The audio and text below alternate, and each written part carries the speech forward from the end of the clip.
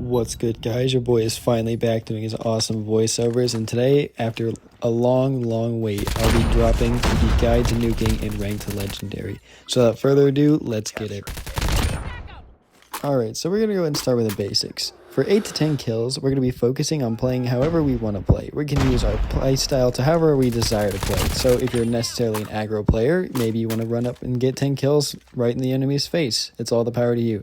Maybe you're passive and you want to nuke the other guy on the team who's melee abusing you, then maybe you play a little passive and hold angles a little bit more.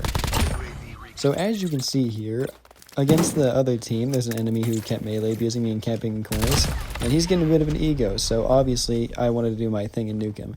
You can see in the gameplay here, I play kind of passive, but I make consistent peeks through angles that I know people are going to be in. You can see how I rotate around looking for kills, but I also don't challenge anything head on.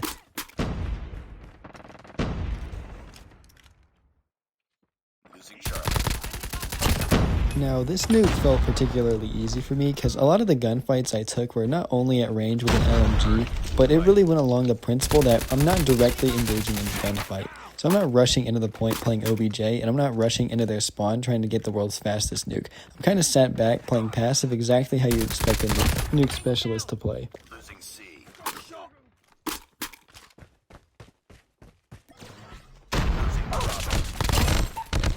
Finally, we've reached the mid streak, which is usually around 8 to 10 kills. It could be 8 to 12 depending on your playstyle, but if you really want to focus on getting a nuke, you're going to be taking gunfights that you know you can win, and you're going to be really abusing head glitches. You can see right here in the film how I was just abusing the head glitch on Apocalypse, which is absolutely broken, by the way. Please fix Apocalypse or take it out of rank if you need it. But I'm really going to stay passive while once again engaging gunfights that I know I have a clear advantage in. I don't necessarily need to push, and I know that, so I can really sit back and get my score streaks up as well. A good example of this right here is right whenever I began to rotate at the beginning of the first round. I took this fight and got prone blocked. Thankfully this guy sucks, and he's absolutely terrible with any gun that's not a melee, so I can get out, and I knew I didn't need to challenge the gunfight. Now here's one that I really like because I can easily challenge that guy knowing he's one shot, and I can tell that his teammates aren't on the point because you can see it's not being captured. So it's a challenge I am very healthily accepting. Lastly, we're going to go on to Finalization. Now, obviously, you're not going to be taking any 50-50 gunfights when you're on the last 5 kills, as it's just too risky. You really want to focus on rotating around the backside of the map and picking people off. You also want to abuse choke points. And when I say choke points, I don't mean camping in a corner, but I also mean camping in a corner.